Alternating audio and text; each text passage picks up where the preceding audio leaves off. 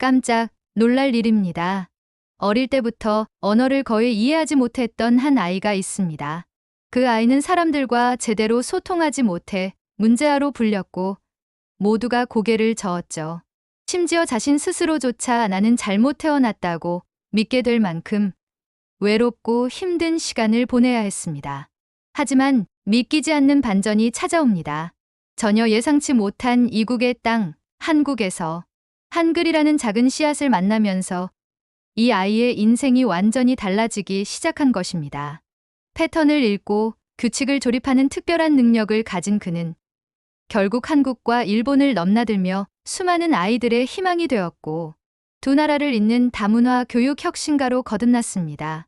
과연 틀림이 아닌 다름으로 세상을 바꾼 이 소년의 믿기지 않는 여정은 어떻게 시작되었을까요? 그리고 그를 끝까지 지켜봐 준 사람들은 누구였을까요? 바로 지금 사연을 들어보겠습니다. 그 전에 잠깐 좋아요와 구독은 큰 힘이 됩니다. 당신이 세상에 필요 없다고 느낀 적이 있나요? 저는 있었습니다. 아니, 제 존재 자체가 잘못된 것 같다고 믿던 시절이 있었어요. 안녕하세요. 제 이름은 아오이 타카하시입니다. 저는 일본 오사카에서 태어나 자랐습니다. 지금은 한국과 일본을 오가며 교육혁신 활동을 하고 있지만 과거에 저는 감히 스스로를 세상에 불필요한 존재라고 여겼던 아이였어요. 처음 이상함을 느낀 것은 5살 무렵이었습니다. 또래 아이들이 쉽게 말을 배우고 친구들과 떠들썩하게 놀 때 저는 단어 하나를 내뱉기 위해 머릿속에서 수십 번, 수백 번 계산을 해야 했습니다. 머릿속에서는 온갖 이미지와 숫자, 소리들이 소용돌이쳤지만 정작 입 밖으로 나오는 것은 엉망이었어요. 이해할 수 없는 말, 다른 사람들이 금세 웃어버리는 말뿐이었죠. 부모님은 제 말을 처음에는 아이니까 그럴 수 있다며 대수롭지 않게 넘기셨지만 시간이 지날수록 걱정을 감추지 못했습니다. 결국 병원을 찾았고 저는 발달지연이라는 진단을 받게 되었습니다. 사람들은 저를 다정하게 대했지만 그 이면에는 항상 어떤 선을 긋는 듯한 거리감이 존재했어요. 아오이는 좀 특별해 라는 말이 제 어깨를 짓눌렀습니다. 그런 상황 속에서 부모님의 사이도 점점 나빠졌습니다. 작은 오해 하나도 저를 둘러싼 스트레스 때문인지 눈덩이처럼 불어났고 결국 부모님은 이혼을 선택하셨습니다. 저는 어머니와 함께 일본을 떠나 생전 한 번도 가본 적 없는 나라 한국 부산으로 이주하게 되었습니다. 부산에 도착했을 때의 기억은 아직도 생생합니다. 모든 것이 낯설었습니다. 거리의 간판, 사람들의 표정, 날씨까지도요. 그리고 무엇보다도 언어가 저를 다시 한번 거대한 벽 앞에 세워두었습니다. 일본어조차 서툴렀던 제가 한국어라는 새로운 세계를 이해해야 한다는 것은 숨조차 쉴 수 없을 만큼 벅찼습니다. 부산의 초등학교에 입학했지만 결과는 뻔했습니다. 교실 안에서 저는 느린 아이로 분류되었고 특별 지원이 필요한 학생을 위한 특수학급으로 보내졌습니다. 처음에는 모든 것이 무서웠습니다. 제 이름을 부르는 것도, 새로운 친구에게 다가가는 것도, 수업 시간에 손을 드는 것도요. 그런데 그곳에서 뜻밖의 인연을 만났습니다. 김순자 할머니. 학교 근처 작은 국밥집을 운영하시던 분이었는데 우연히 어머니와 함께 들른 그 식당에서 저를 따뜻하게 맞아주셨습니다. 할머니는 제게 느린 말투로 그러나 끊임없이 따뜻한 미소로 말을 걸어주셨습니다. 저는 처음으로 실패해도 괜찮다는 느낌을 받았어요. 어느 날 할머니는 저를 앉혀놓고 이렇게 말씀하셨습니다. 얘야, 한글은 쉬워. 내가 좋아하는 규칙이 있어. 그날부터 할머니는 매일 식당 한쪽에 조그만 칠판을 가져다 놓고 저에게 한글을 가르쳐 주셨습니다. 한글의 자음과 모음은 하나하나 규칙적으로 짝을 이루고 일정한 소리의 흐름을 따르는 구조였어요. 마치 퍼즐처럼, 수학 문제처럼 하나하나 맞춰가며 이해할 수 있었습니다. 저는 깨달았습니다. 한국어는 저를 괴롭히는 새로운 벽이 아니라 제가 세상을 이해할 수 있는 열쇠가 될 수 있다는 것을요. 처음에는 가, 나, 다를 겨우 외우는 것도 버거웠지만 어느 순간 규칙의 패턴이 머릿속에서 하나로 연결되기 시작했습니다. 마치 길 잃은 미로 속에서 출구를 찾아가는 것처럼 한글을 통해 세상의 구조가 서서히 드러났습니다. 시간이 지나면서 저는 학교 수업도 조금씩 따라갈 수 있게 되었고, 무엇보다 제 안에 잠들어 있던 패턴을 읽고 해석하는 능력이 깨어나기 시작했습니다. 수학 시간, 수열 문제를 풀 때면 친구들보다 빠르게 답을 찾아낼 수 있었고, 과학 시간에도 논리적 추론을 통해 실험의 결과를 예측할 수 있었습니다. 하지만 세상은 아직 저를 특별한 아이로만 보았습니다. 발달지연이라는 과거의 꼬리표는 쉽게 떨어지지 않았습니다. 선생님들도, 친구들도, 심지어 저 스스로도 제 능력을 의심하던 그때 작은 전환점이 찾아왔습니다. 부산의 한 지역 과학 캠프에서 열린 청소년 AI 알고리즘 경진대회. 우연히 선생님의 추천으로 참가하게 된 저는 생전 처음으로 저 자신에게 진지하게 물었습니다. 정말 해볼 수 있을까? 그날 밤 저는 늦게까지 김순자 할머니가 알려준 한글 노트를 뒤적이며 알고리즘 문제를 풀었습니다. 단순한 수학 공식이 아니라 패턴을 읽고 새로운 규칙을 창조해내야 하는 문제들. 그것은 저에게 처음으로 재미를 느끼게 해주었습니다. 그리고 경진대회 당일, 떨리는 손으로 문제를 풀어내던 중 저는 문득 깨달았습니다. 저만의 방식으로 세상을 바라보는 것이 결코 틀린 것이 아니라는 것을요. 오히려 남들이 보지 못하는 규칙을 보고 새로운 해답을 찾을 수 있다는 사실이 제게 용기를 주었습니다. 결과 발표 순간 심사위원은 제 이름을 불렀습니다. 1등 아오이 타카하시. 순간 제 귀를 의심했습니다. 어쩌면 처음이었을지도 모릅니다. 제가 특별해서가 아니라 능력 때문에 인정받은 순간은요. 그날 경진대회에서 1등을 차지한 이후 제 인생은 서서히 달라지기 시작했습니다. 사람들은 저를 특별한 아이라고 부르기 시작했어요. 하지만 이번에는 그 말이 저를 아프게 하지 않았습니다.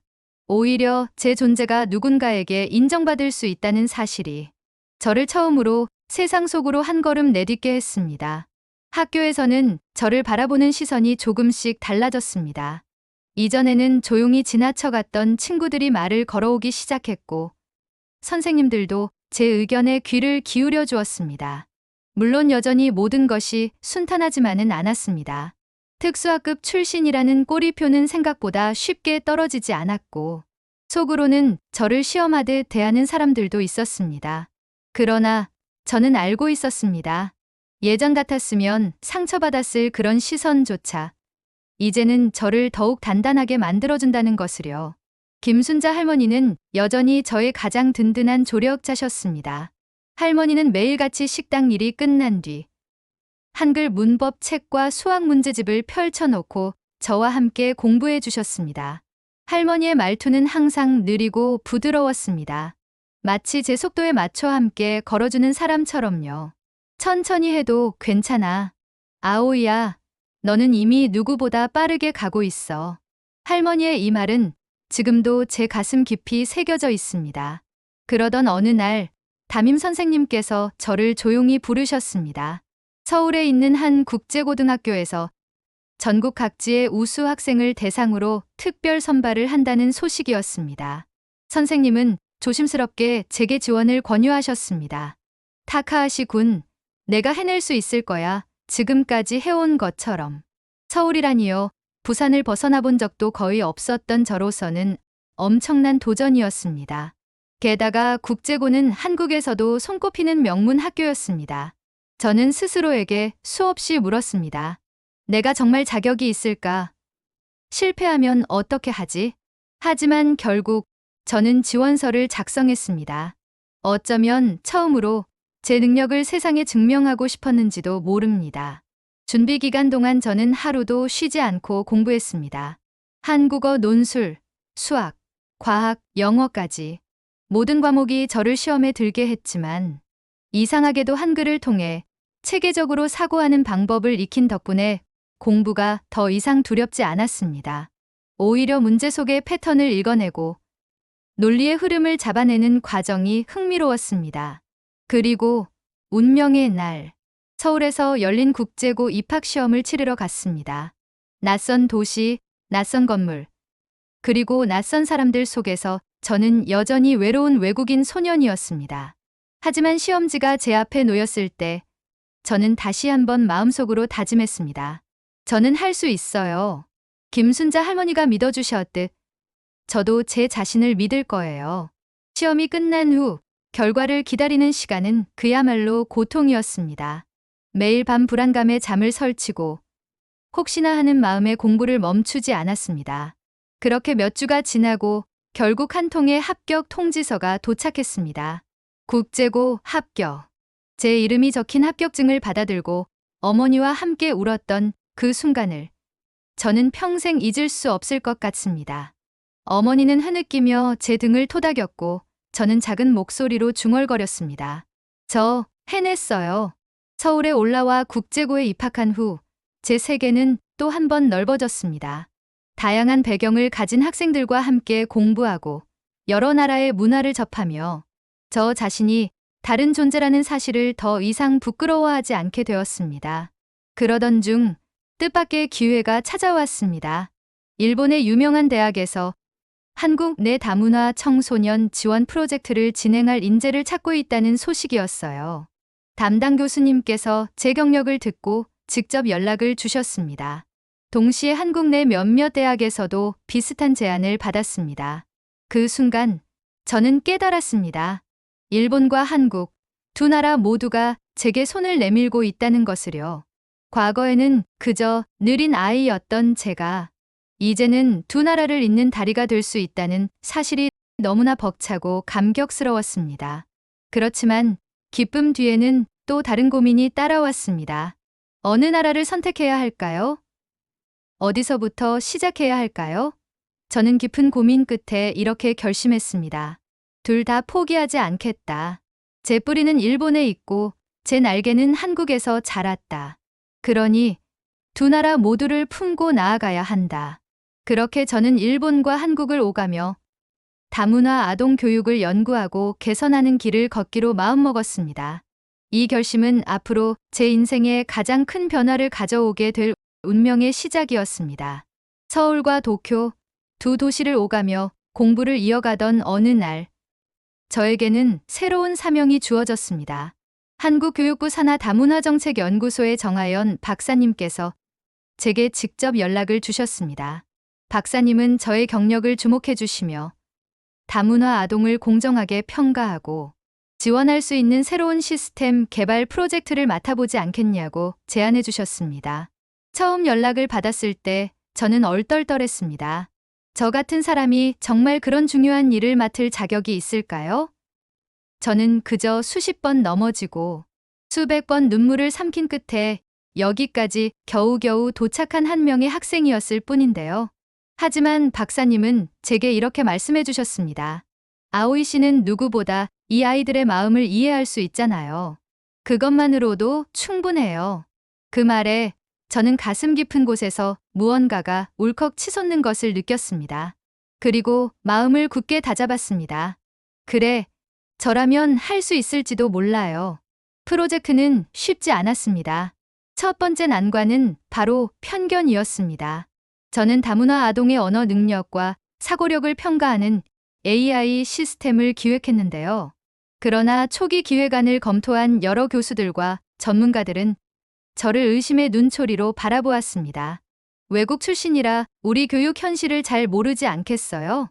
한국어 능력 하나로 아이들의 수준을 어떻게 평가하겠다는 거죠? 그들의 말은 어쩌면 현실적인 지적이었을지 모릅니다. 그러나 동시에 저의 존재를 부정하는 듯한 느낌도 받았습니다. 마치 너는 여기 끼어들 자격이 없어라고 말하는 것 같았어요. 특히 일본 쪽에서의 반응은 더욱 냉담했습니다. 제가 일본계라는 이유로 한국 편을 드는 것 아니냐는 의심까지 받았으니까요. 그 순간 저는 두 나라 어디에서도 완전히 환영받지 못하는 존재라는 깊은 외로움을 느꼈습니다. 몇 날 며칠을 고민했습니다. 제가 과연 이 길을 계속 가는 게 맞을까? 포기해버리는 것이 차라리 나은 선택 아닐까? 하지만 그때 대학 시절에 만난 일본인 친구 후지모토 유키가 제게 연락을 주었습니다. 유키는 제가 겪고 있는 어려움을 듣고는 단호하게 말해주었습니다. 아오이, 내가 지금 멈추면 세상은 변하지 않아. 그 말은 마치 어둠 속을 비추는 작은 등불 같았습니다. 그리하여 저는 다시 마음을 다잡고 유키와 함께 힘을 모아 프로젝트를 수정하고 보완하기 시작했습니다. 우선 기존 시스템이 갖고 있던 문제점을 정확히 짚어냈습니다. 단순히 언어 능력만으로 아동의 전체 능력을 평가하는 방식이 아니라 패턴 인식 능력, 논리적 사고, 문제 해결력 등을 종합적으로 분석하는 AI 알고리즘을 설계했습니다. 아이가 언어적으로 서툴더라도 다른 방식으로 뛰어난 사고를 할 수 있다는 가능성을 열어두는 시스템이었어요. 또한 다문화 배경을 가진 아이들의 문화적 특성을 반영할 수 있도록 데이터베이스를 확장했습니다. 아이들이 어떤 언어적 배경을 가졌는지, 어떤 문화 속에서 자라왔는지를 세심하게 고려하여 평가할 수 있도록요. 이 과정은 결코 쉽지 않았습니다. 수없이 많은 데이터 오류를 수정하고 수백 번 알고리즘을 개선하고 수많은 밤을 새웠습니다. 하지만 포기하지 않았습니다. 왜냐하면 제가 이 시스템을 통해 구하고자 하는 아이들은 과거의 저였기 때문입니다. 드디어 완성된 프로토타입을 가지고 다시 교육부에 프레젠테이션을 진행하게 되었습니다. 그날 저는 한치의 흔들림도 없이 무대에 섰습니다. 존경하는 위원님들, 이 시스템은 단순히 아이들의 언어 능력을 평가하기 위한 것이 아닙니다. 다문화 아동들이 가진 잠재력을 찾아내고 그들에게 너는 틀린 게 아니라 다를 뿐이라는 메시지를 전달하는 도구입니다. 프레젠테이션을 마친 순간 장내는 조용했습니다. 긴 정적이 흘렀고 저는 속으로 또 거절당하는 걸까 하고 불안해했습니다. 그때 정하연 박사님께서 조용히 자리에서 일어나 박수를 치기 시작하셨습니다. 이어서 다른 위원들도 하나둘 박수를 보냈고 결국 회의장은 따뜻한 격려의 박수로 가득 찼습니다. 그날 이후 저와 유키가 개발한 시스템은 정식으로 한국 교육부의 다문화 정책에 채택되었고 동시에 일본 교육부에서도 관심을 보이기 시작했습니다. 처음으로 두 나라가 저를 통해 다름을 긍정하는 대화를 시작한 것입니다. 이 모든 일이 꿈만 같았습니다. 하지만 저는 알고 있었습니다. 이건 겨우 시작일 뿐이라는 것을요. 한국과 일본, 두 나라를 잇는 다문화 교육 시스템이 정식으로 채택된 이후 내 삶은 상상하지 못했던 방향으로 흘러가기 시작했습니다. 각종 학술 대회와 교육 세미나에 초청되어 제가 개발에 참여한 시스템을 소개하고 다문화 아동 지원 정책에 대해 이야기할 기회가 많아졌습니다. 처음에는 사람들 앞에 서는 것이 무서웠습니다. 여전히 저는 내면 깊은 곳에서 발달 지연이라는 과거를 떨쳐내지 못한 채 한없이 작은 존재라고 느끼곤 했으니까요. 하지만 매번 무대에 설 때마다 제 마음속에는 한 가지 생각이 떠올랐습니다. 지금 이 순간 누군가 나처럼 길을 잃은 아이가 제 이야기를 듣고 희망을 얻을 수 있다면 그 믿음 하나로 저는 매번 용기를 냈습니다. 그러던 어느 날 부산의 한 초등학교에서 다문화 가정 학생들을 위한 특강 요청이 들어왔습니다. 바로 제가 어린 시절을 보냈던 그 학교였어요. 그곳은 저에게 잊을 수 없는 장소였습니다. 눈물도 많았고 두려움도 가득했던, 그러나 동시에 김순자 할머니라는 귀인을 만났던 소중한 곳이었습니다. 초대장을 받아든 순간 저는 가슴이 벅차올랐습니다. 그리고 무심코 창밖을 바라보며 속삭였습니다. 할머니, 저 돌아가요. 부산으로 내려가는 고속열차 안. 저는 과거의 저와 마주 앉아 있는 것 같은 기분이 들었습니다. 말 한마디도 제대로 못하고 항상 눈치를 보던 작은 아이. 그 아이가 여기까지 왔다고 조심스럽게 토닥여주고 싶었습니다. 학교에 도착했을 때 아이들의 해맑은 웃음소리가 운동장 가득 퍼져 있었습니다. 교실로 들어서자 다양한 피부색과 다양한 언어를 가진 아이들이 호기심 가득한 눈빛으로 저를 바라보았습니다. 저는 천천히 말문을 열었습니다. 여러분, 혹시 누군가로부터 너는 다르다는 말을 들어본 적이 있나요? 아이들은 조용히 고개를 끄덕였습니다. 저도 그래요. 저는 일본에서 태어나 한국으로 왔어요. 말도 잘 못하고 친구도 없고 선생님 말씀도 이해하지 못했던 시절이 있었어요. 매일매일이 무서웠어요. 아이들의 눈빛이 진지하게 변했습니다.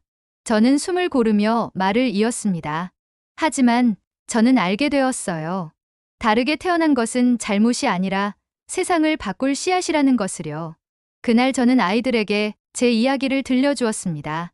한글을 배워 세상을 이해하게 된 이야기, 패턴을 읽어내는 능력으로 자신감을 찾은 이야기, 그리고 결국 한국과 일본을 잇는 다리가 되기까지의 여정을요. 특강이 끝난 뒤 한 여자아이가 조심스럽게 다가와 제 손을 잡았습니다. 저도요. 한국어가 어려워요. 근데 선생님 이야기 듣고 나니까 좀 괜찮을 것 같아요.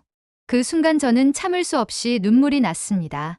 그리고 깨달았습니다. 제가 걸어온 모든 길, 넘어졌던 모든 순간들이 결국 누군가의 손을 잡아줄 수 있는 힘이 되었다는 사실을요. 그 후로도 저는 한국과 일본을 넘나들며 다문화 교육 개선 운동을 이어갔습니다. 후지모토 유키와 함께 일본 내에서도 다문화 학생에 대한 인식을 바꾸기 위한 캠페인을 시작했고, 한국에서는 다문화 가정을 위한 AI 학습 지원 앱 개발 프로젝트를 이끌었습니다.